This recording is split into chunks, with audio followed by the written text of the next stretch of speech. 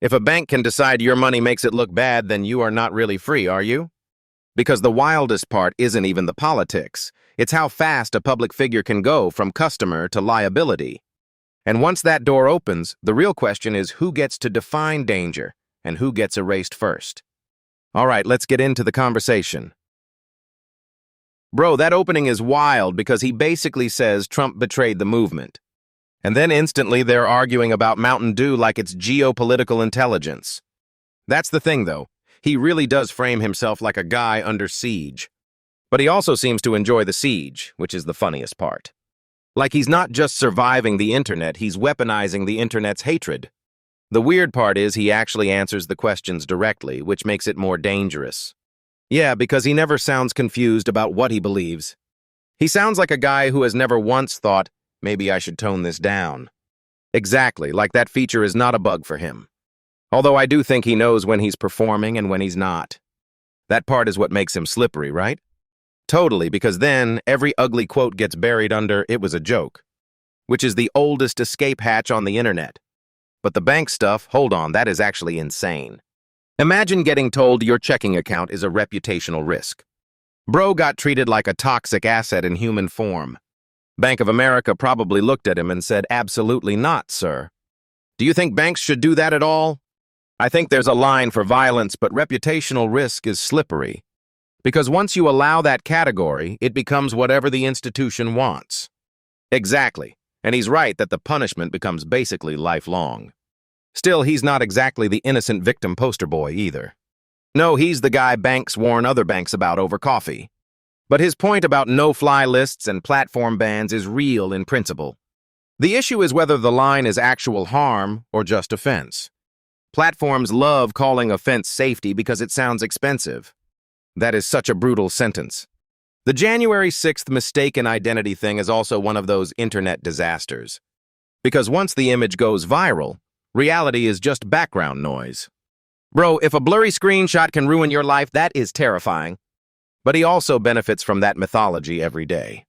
Yeah, victimhood and notoriety feed each other hard. What did you think about him saying Stalin is more interesting than Hitler?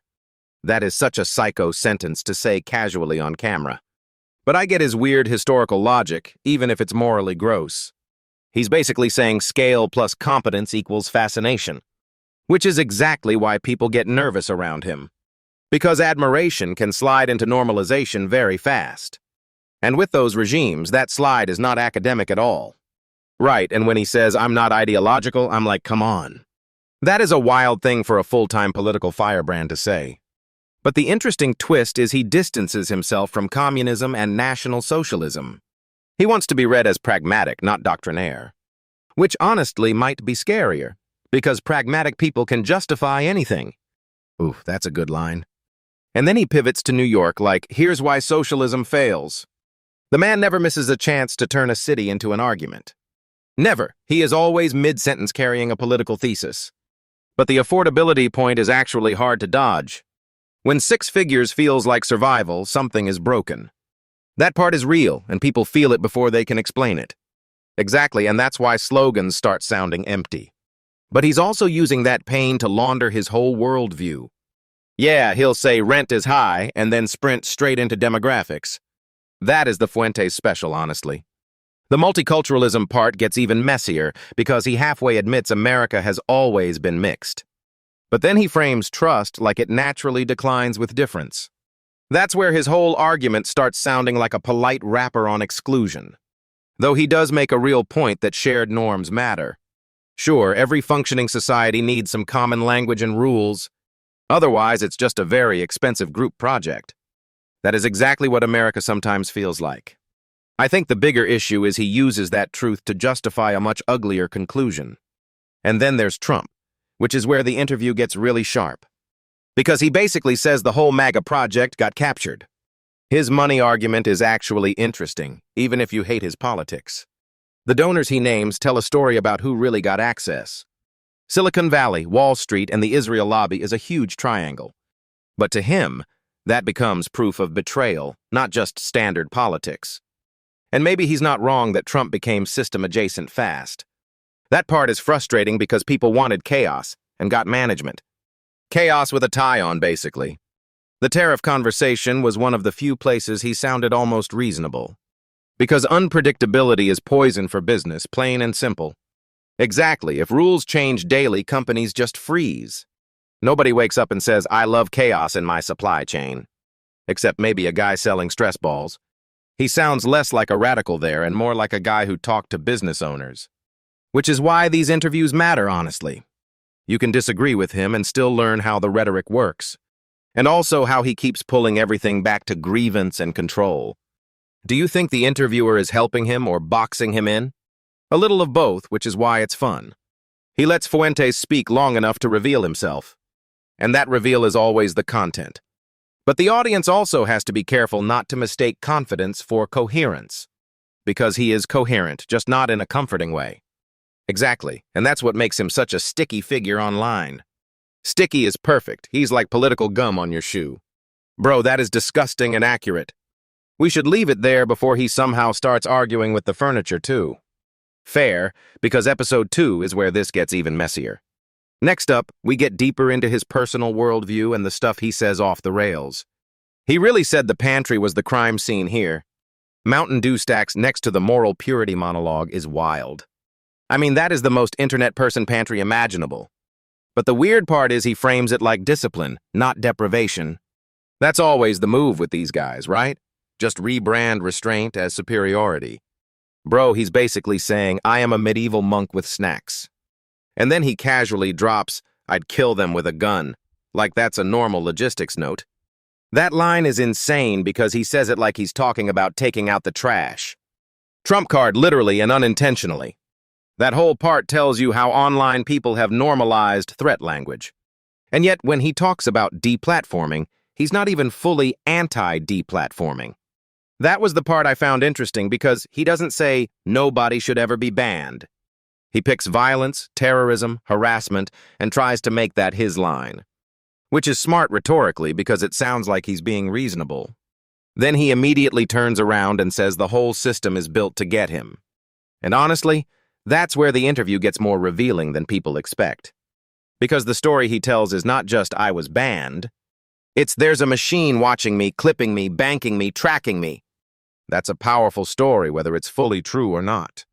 And the fact that he references Media Matters and Right-Wing Watch is not random. He's pointing at a real ecosystem, even if he's wrapping himself in martyr sauce. Martyr sauce is disgusting, but yes, exactly. The banking stuff especially is what makes people go, wait, this is bigger than Twitter. Imagine getting bounced from Bank of America, Chase, and then local banks too. At that point, you are not a customer, you are a problem statement. That is such a brutal way to put it. But he clearly knows how to use those examples to prove a pattern. The hard part is that once he says reputational risk, people stop listening and just pick a team. Do you think the audience is even capable of separating principle from politics here? Barely, because everybody hears deplatforming and imagines it happening to their own side. And the no-fly list bit is where it gets almost absurdly American. The idea that your life can be derailed by some quote about a flight attendant is so random. Bureaucracy loves a petty weapon. But then he pivots into this broader argument about politics being the real reason. And that's where the interview stops being about him and starts being about power. He's basically saying controversial views are treated like contamination, which, to be fair, is how institutions often behave when they panic. They don't debate you, they quarantine you. The immigration section is where you can feel the interview tightening. He tries to make it sound like a demographic spreadsheet instead of an emotional provocation. But obviously, he knows exactly what buttons he's pressing. We used to be 90% white is not a neutral opener, my guy. Right. But he keeps insisting the country is changing and that discussing it is treated as a crime. I actually think that's the center of his whole brand. Not the policy itself, but the claim that talking about it gets you punished. Which is a very effective way to make yourself sound like the forbidden file. People cannot resist the forbidden file energy. Then the Stalin section is where he almost becomes annoyingly interesting. Because he doesn't praise the morality, he praises the effectiveness. That distinction is exactly why people get nervous around him. He's like, I'm not admiring the evil, I'm admiring the result. That sentence alone should make every PR team in America faint. Not faint, just collectively hit the floor. And then he immediately tries to clean it up with Christian pragmatism, which is fascinating because it sounds like a moral firewall built after the fact. He's basically saying, that kind of brutality was ideology, and I'm not like that. Whether you buy that or not depends on how much trust you already have in him. The whole democratic socialism stretch is where he finally sounds like a normal reactionary economist. Normal reactionary economist is such a cursed phrase, but he's not totally off when he talks about affordability eating the country alive. If a private equity guy making $250,000 is still sweating the mortgage, that's a real signal. Exactly, and that's why populist politics is so sticky right now. People stop caring about ideology when rent and groceries are chewing their face off. That is the least poetic and most accurate way to describe it. What I liked was that he and the host actually admitted Trump missed the economic mark. That is rare, because most political interviews are just loyalty cosplay. Loyalty cosplay is brutal, but yeah, that's half of cable politics. They even land on something real with infrastructure and public jobs. That old New Deal style stuff is not sexy, but it's legible to people. Predictability is boring until chaos starts eating your business decisions. And that tariff segment is actually where the conversation becomes the most useful.